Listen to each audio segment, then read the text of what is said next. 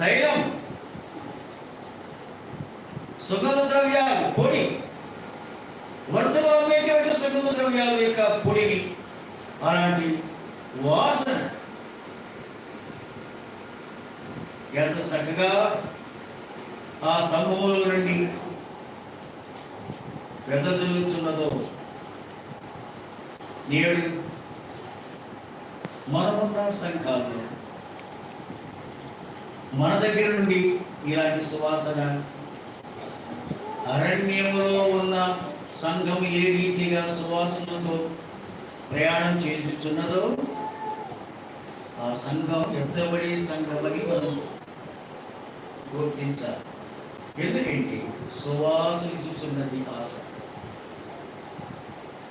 నేడు నీవు కూడా ప్రభు కొరకు సువాసన ఇచ్చేవారని దేవుని గ్రంథంలో మరొక కూడా ఉంది. దాని గురించి స్తంభంగా పేరు పెట్టాడు. చెప్పగలదు లోతు బారిన జ్ఞాపకము. లోతు బారిన స్తంభం ఇదే స్తంభం. అమ్మా ఉప్ప ఉక్క ఉక్కు ఉక్కు కాదు ఉప్పు. ఉప్పు స్తంభం అంటే సారము లేని ఉప్పు.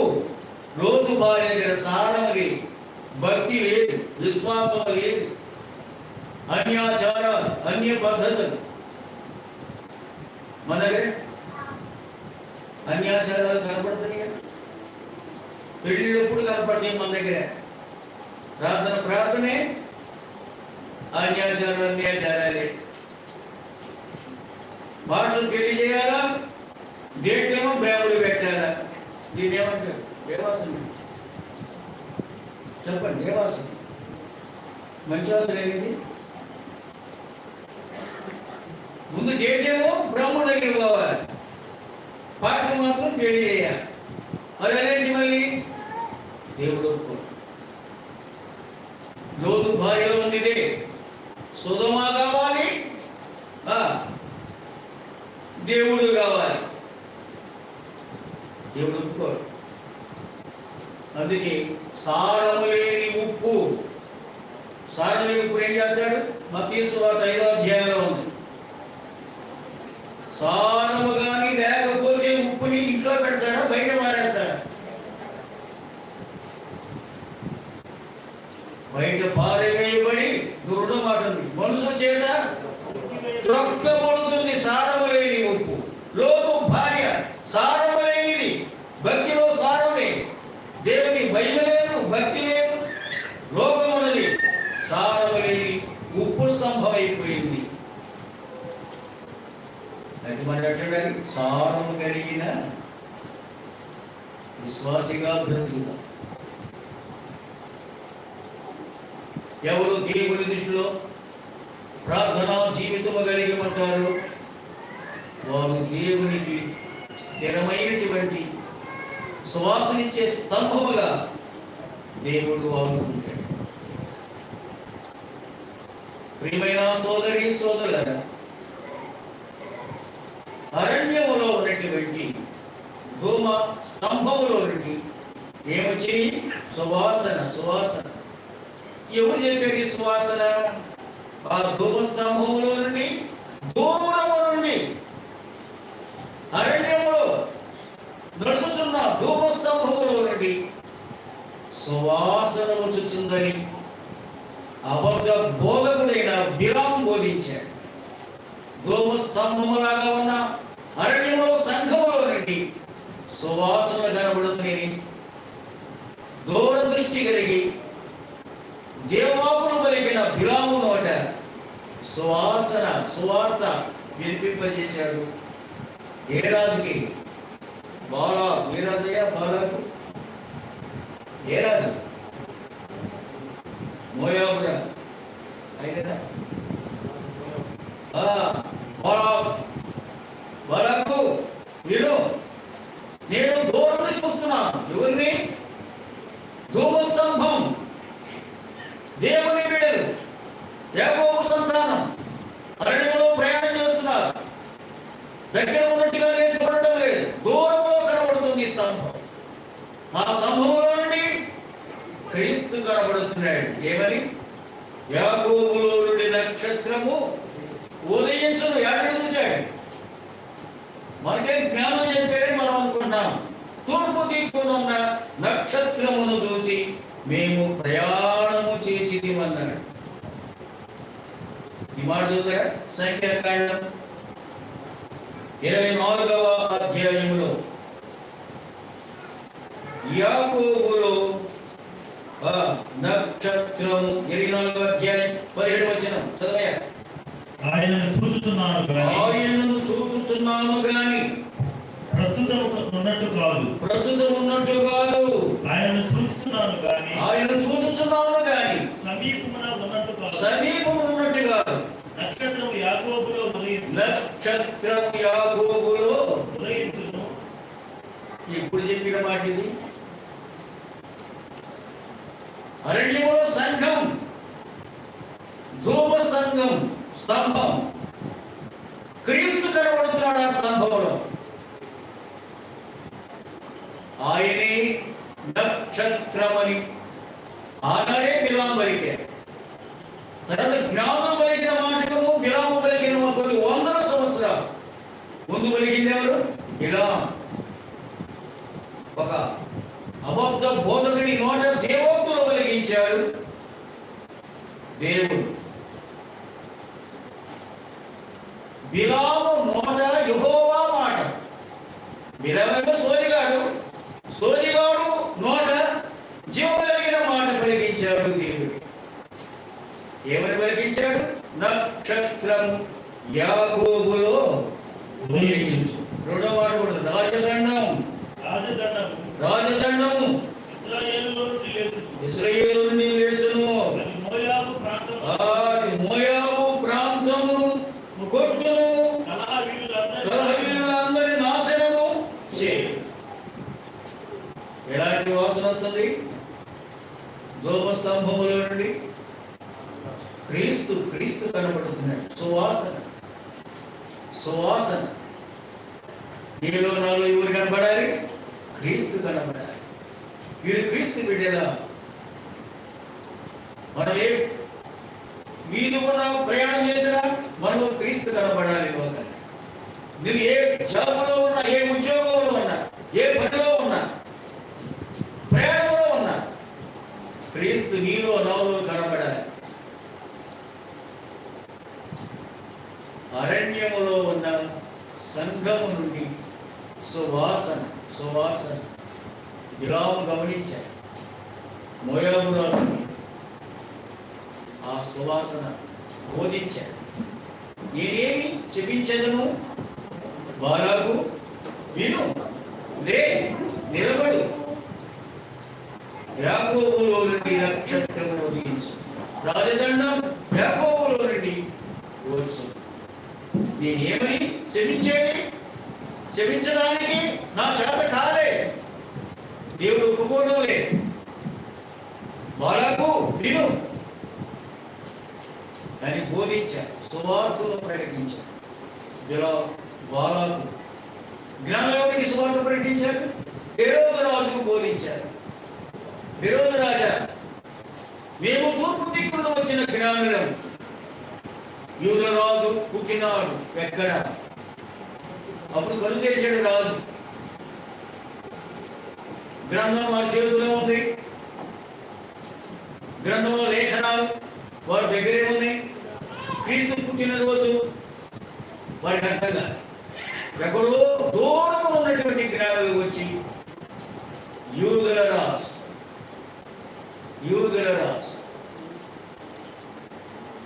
పుట్టినాడని జ్ఞానులు ప్రకటించగా ఏ రోజు రాజు ఏమొచ్చింది? మైండ్ పోయింది. యూదురాజు పుట్టాడు. ఆ మాట రాగానే పుడితే నా వంశంలో పుట్టా, నా కుటుంబంలో పుట్టా, నా రాజవంశంలో పుట్టాడు. కానీ యూదురాజు ఇంకోసారి పుట్టడానికి వీలు కాదని దురాలోచన పసిబిడ్డను చంపడానికి ప్రారంభించాడు. ఇది సాతానికి ఉద్దేశం. ఆనాడు బాలాకు కూడా క్షమించు,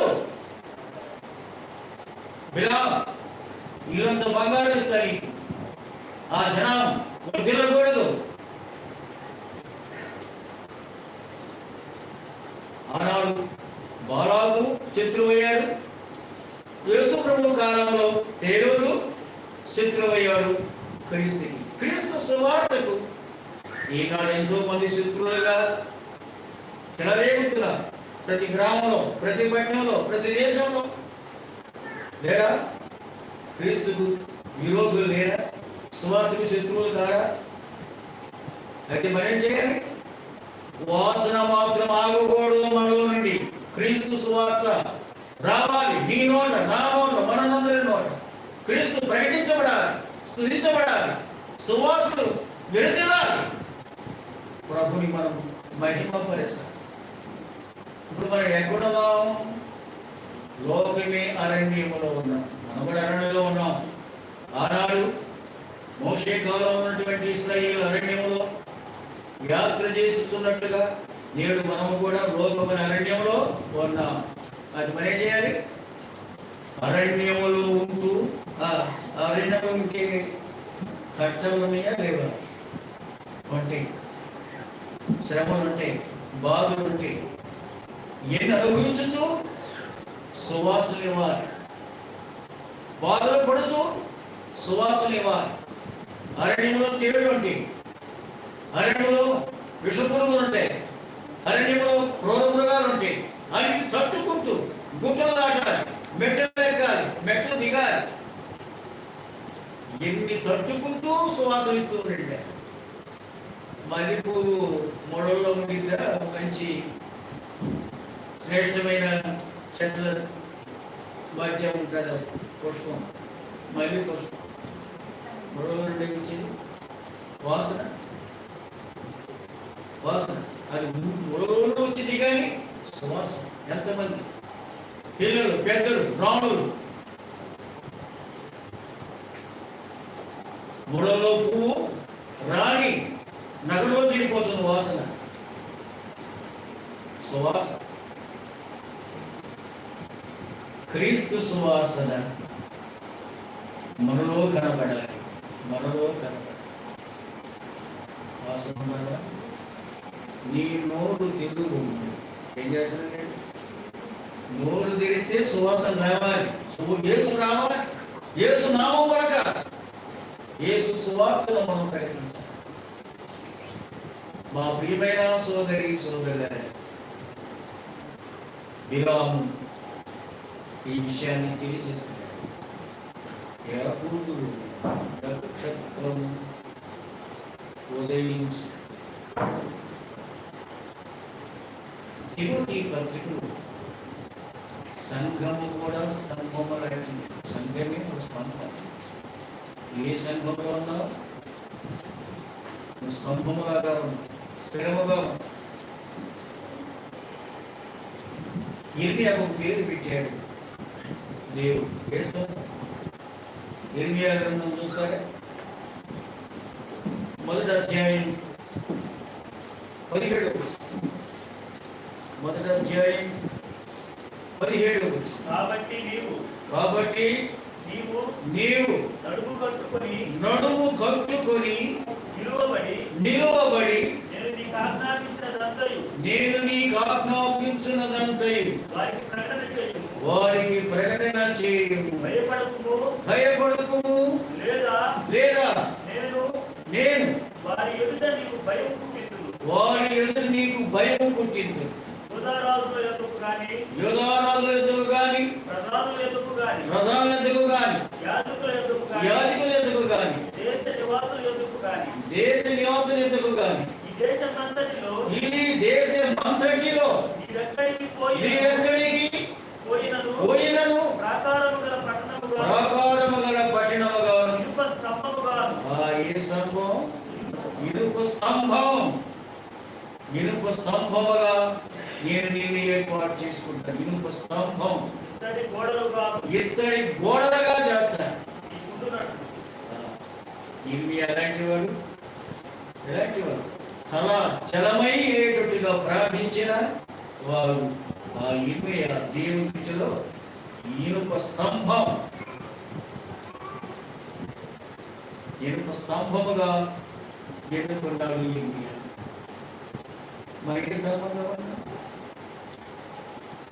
గుదిరిపోయిన స్తంభమా, నీటి ఇరిగిపోయిన స్తంభమా? శ్రమ వస్తే ప్రార్థన ఉండదు, ఆరాధన ఉండదు. ఆరోగ్యం వస్తే వ్యాపారంలో ఆరాధన మర్చిపోతాం. లాభం అవుతుందంటే ఈ నెల వద్దులే, ఈ వారం వద్దులే ఆరాధన. ఇది కోటి భక్తి మంది, తాడు భక్తి, బలమైన భక్తిగా ఇర్మియా ఇనుప స్తంభముగా ప్రభు కొరకు నిలబడ్డాడు. కన్నీరు కార్చిన ఇర్మియా ప్రార్థన దేవుడు ఆలకించాడు.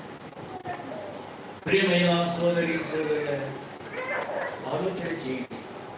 అరణ్యములో అనే ఈ లోకంలో మనం సువాసనిచ్చే స్తంభముగా, ధూమ స్తంభముగా ప్రయాణం చేస్తూ ఉన్నాం.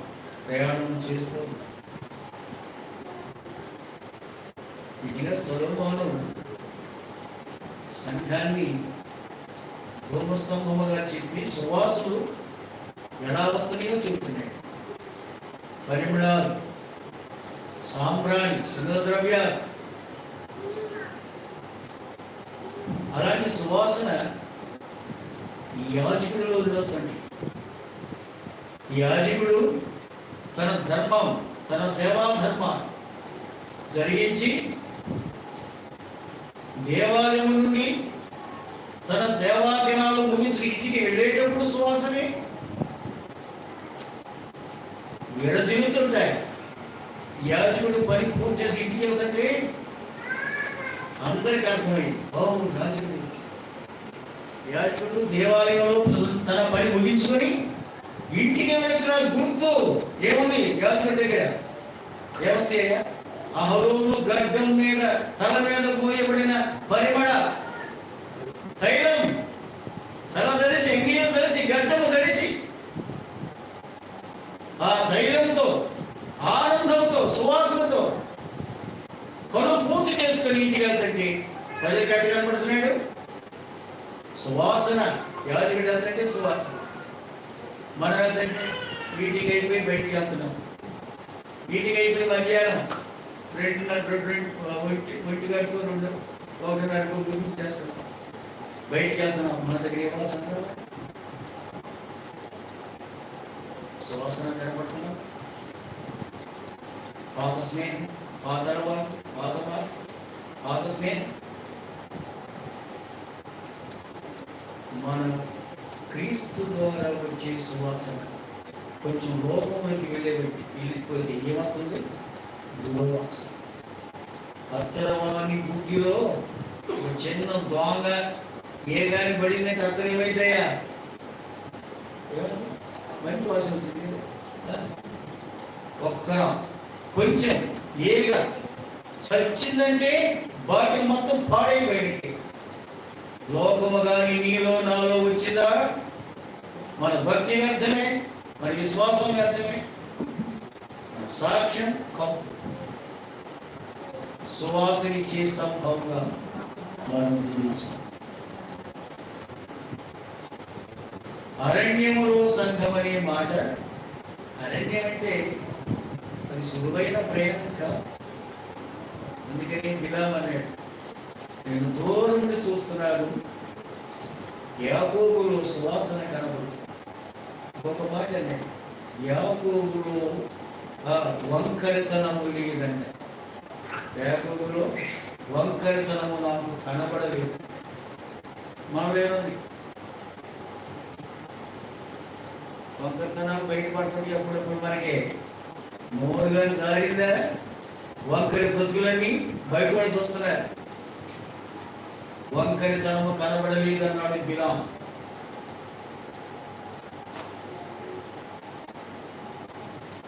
ఆయన అబద్ధమాడని వాడు. 33వ నేను వరకు జ్ఞాపకం చేస్తున్నాను. సంఖ్యాకాండములో మజిలీలు ఉన్నాయి. 33వ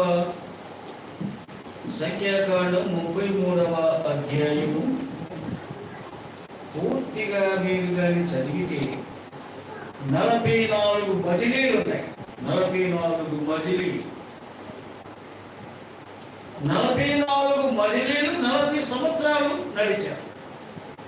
అయితే మజిలీకి ఎన్ని రోజులు ఉన్నాడని అది అక్కడ మాకు ఏం చెప్పాలి మనమే కాదు. ఏ మజిలీ ఎన్ని రోజులు ఉన్నారు తెలియదు, కానీ 40 సంవత్సరాలు తిరిగిన కాడ మీద తిరుగుతున్నాడు. ఇశ్రాయేలు తిరుగుతున్నారు 44 మజిలీ. కొన్ని మజిలీలో కష్టం, కొన్ని మజిలీలో ఆగిపోగలిగిన నీళ్ళు లేవు, మరొక మజిలీలో దిగేకి రోగాలు, మరొక మజిలీలో దిగేకి శత్రువులు. కష్టాలన్నీ అనుభవించుతూ ఈ మజిలీని దాటుకుంటూ వచ్చారు. ఈ మజిలీ ప్రయాణం అంతా ఐగుప్తులో ప్రయాణమైన వారందరూ రాలిపోయారు. అసలైనటువంటి వారు, స్వచ్ఛమైనటువంటి వారు ఇద్దరే నికాలస్థులైన విశ్వాసులు కాలేబు యెహోషువలు చేరారు. ప్రయాణమైన 6 లక్షలు అయితే అసలు చేరింది ఎక్కడ? ఐగుప్తులో ప్రయాణమైన వారు పావుతీన పరీక్ష చేసిన చేరికి ఇద్దరే కనబడ్డారు, యెహోషువ కాలేబు. మిగిలిన వాళ్ళంతా రాలిపోయారు. మన సంగతి ఏంటో ప్రభు వస్తాడు, నేను ఎత్తబడతాను అనుకుంటున్నా. నిజంగా ఎత్తబడేది మనమే. నిజంగా ఎత్తబడతాం. రైతు కుప్పేశాడు, పంట పండించాడు, ధాన్యాన్ని, కుప్ప దురిపిడయింది. అప్పటి వరకు ఆ కుప్పలో గింజలున్నాయి, గింజ కానుకొని చెత్త ఉంది, చెత్తను ఆనుకొని గింజను ఆనుకొని తారు ఉంది, పుట్టుంది. నురిపుడు వచ్చినప్పుడు పొట్టు తాలు చెత్త విడిపోతాయి. స్వచ్ఛమైన ధాన్యాన్ని యజమాని తన ఇంటికి తీసుకుని వెళ్తాడు. పొట్టు సంగతి మన భక్తి పొట్టులాగుందా, తాలులాగుందా, చెత్తలాగుందా? ఆలోచన చేద్దాం, పరీక్షించుకుందాం. ఈ చివరి రోజులో దేవా నా భక్తి నీ దృష్టికి ఎట్ట కనబడుతుందో నాయన. చెత్త బ్రతుగా, చెత్త భక్త్య, తాలు భక్త్య, పొట్టు లాంటి వాడనా? జ్ఞాపకం చేసుకుందాం. ఎలాగ ఉన్నానో నేను జ్ఞాపకం చేయి. నా విశ్వాసములో ఏమైనా పరిహేతులు ఉన్నాయా? నిజంగా నువ్వు వచ్చి పిలిచినప్పుడు నేను ఎత్తబడతానా లేక? సహోదరి ఆలోచించి, నమ్మని నీ భర్త నువ్వు కానీ విడువబడితే ప్రభు వచ్చి అర్ధరాత్రిలో పిలిచినప్పుడు నువ్వు ఎత్తబడకుండా నమ్మని భర్తతో పాటు కానీ ఆగిపోతే నీ భర్తే నిన్నంటాడు. ఏమమ్మా, ఆదివారం రాగానే అందరికంటే ముందు వెళ్ళారు, నీ ఎందుకు ఆగిపోయావు? సంఘంలో ఉన్న వారందరూ వెళ్ళిపోయి నీ ఎందుకు ఆగిపోయావు?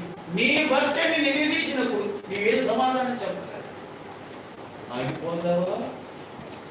ఎత్తబడతావా?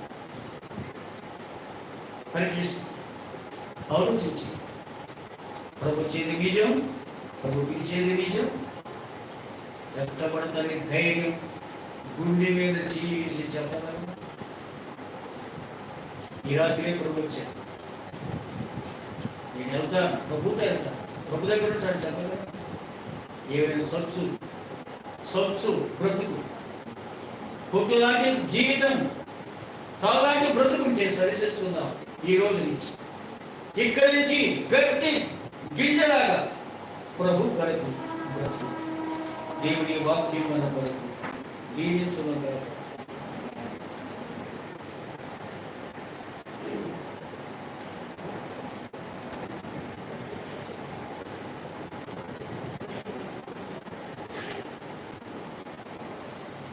దేవుని పరిశుద్ధమైన నామానికి మహిమ కలుగుగాక. చక్కని వాక్యం చేత పరిశుద్ధాత్మ దేవుడు మనతో మాట్లాడాడు కనుక మనమందరము తల ఉంచుకొని ప్రభు సన్నిధానములో ప్రార్థన చేద్దాం. అందరు తల ఉంచుకుందాం. వాక్యం నిమిత్తము మనము దేవుని సన్నిధానంలో మనం ప్రార్థన చేద్దాం. మనం ప్రార్థన చేద్దాం. చక్కని వాక్యాన్ని దేవుడు ఈ దినం తన దాసుని మన జీవితంలో మనం ఎలాగ ఉన్నాము, ఎలాగుంటే మనము ఆయన రాజ్యానికి హక్కుదారులం అవుతాం అనే విషయాన్ని దేవుడు మనతో మాట్లాడే విధాలను బట్టి మనము ప్రభు నామాన్ని మనం స్తుతిస్తూ ఆయన నామాన్ని ఘనపరచుదాం. ఈ సమయమందు ప్రభు సన్నిధానంలో వాక్యం మనతో మాట్లాడిన దేవాది దేవునికి కృతజ్ఞత వందనాలు స్తోత్రాలు చెల్లిస్తూ మనము దేవుని సన్నిధానంలో మనము ప్రార్థన చేద్దాం. ఈ సమయమందు ఈ వాక్యాన్ని పట్టుకొని మనము స్థానిక పాస్టమ్మ గారు వారు ప్రార్థన చేస్తారు. మనము దేవుని నామాన్ని స్తుతించుదాం. స్థానిక పాస్టమ్మ గారు.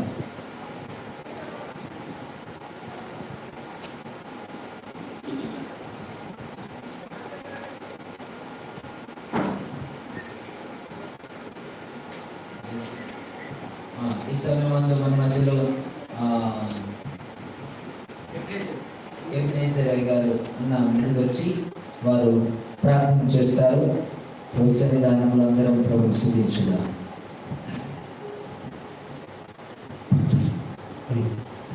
ప్రార్థన చేద్దాం. మహోన్నతుడమైన మా ప్రియ పరలోకపు తండ్రి, నిఘనమైన శ్రేష్టమైన నామమునకు స్తోత్రాలు వందనాలు చెల్లిస్తూ ఉన్నాం.